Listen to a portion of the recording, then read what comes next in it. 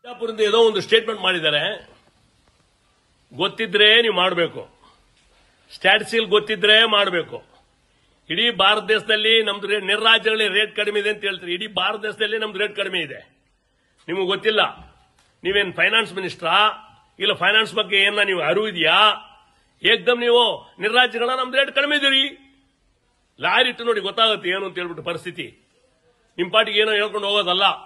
ಇಲ್ಲ ಚರ್ಚೆ ಕೂತ್ಕೊಳ್ಳಿ, ರಿಬೇಟ್ ಕೂತ್ಕೊಳ್ಳಿ, ನಾನು ಮಾತಾಡ್ತೀನಿ ನಿಮ್ಮ ಹತ್ರ. ಸ್ಟ್ಯಾಟಿಸ್ಟಿಕಲ್ ಬಗ್ಗೆ, ಫೈನಾನ್ಸ್ ಬಗ್ಗೆ, ಸರ್ಕಾರನ ಹೆಂಗ ನಡೆಸ್ಕೊಂಡು ಹೋಗ್ಬೇಕು ಅದ್ರ ಬಗ್ಗೆ ಮಾತಾಡ್ತೀನಿ. ನಿಮ್ಗೆ ಅರಿವಿದ್ರೆ ಸರಿಯಾದ ರೀತಿಯಲ್ಲಿ ಮಾತಾಡಕ್ಕೆ ಕಲೀರಿ. ಮಾನ್ಯ ಮುಖ್ಯಮಂತ್ರಿ ಇರುವಾಗ ನೀವು ಚಿಲ್ಲರೆಲ್ಲ ಮಾತಾಡಬಾರ್ದು. ನೀವಲ್ಲ ಏನೋ ಅನಿಸಿದ್ದೆ ಹೇಳ್ಬಿಡೋದೆ ನಿರ್ರಾಜ್ಯಗಳ ಕಡಿಮೆ ಅಂತ. ಮಹಾರಾಷ್ಟ್ರಾಗ ನಿಮ್ಮನ್ನು ₹1 2 ರೂಪಾಯಿ ಕಡಿಮೆ ಅಲ್ಲೇ ಡೀಸೆಲ್ ಹಿಡ್ಕೊಂಡ್ ಬರ್ತಾರೆ. ನಿಮ್ ಬಾರ್ಡ್ರಲ್ಲಿ ಒಂದ್ ದಿನಕ್ಕೆ 40 ಲಕ್ಷ ಲೀಟರ್ ಡೀಸೆಲ್ ಸೇಲ್ ಆಗುತ್ತೆ. ನಿಮ್ಗೆ ಗೊತ್ತಿಲ್ಲ. ಆದ್ರಿಂದ ಬಿಜಾಪುರ್ಗೆ ಎಷ್ಟು ಕೋಟಿ ರೆವೆನ್ಯೂ ಬರ್ತಾ ಅಂತ ನಿಮ್ಗೆ ಗೊತ್ತಿಲ್ಲ. ಮಂತ್ರಿಗಳೇ, ದಯವಿಟ್ಟು ಮಾತಾಡೋಕ್ ಮುಂಚೆ ಸ್ಟ್ಯಾಟಿಸ್ಟಿಕಲ್ ಗೊತ್ತಿದ್ದು ಅರಿವಿದ್ದು ಮಾತಾಡಿ. ಧನ್ಯವಾದಗಳು. ಎಂ.ಬಿ. ಪಾಟೀಲ್ರು ಬಿಜಾಪುರದಿಂದ ಏನೋ ಒಂದು ಸ್ಟೇಟ್ಮೆಂಟ್ ಮಾಡಿದ್ದಾರೆ. ಗೊತ್ತಿದ್ರೆ ನೀವು ಮಾಡಬೇಕು. ಸ್ಟ್ಯಾಟಿಸ್ಟಿಕ್ಸ್ ಗೊತ್ತಿದ್ರೆ ಮಾಡಬೇಕು.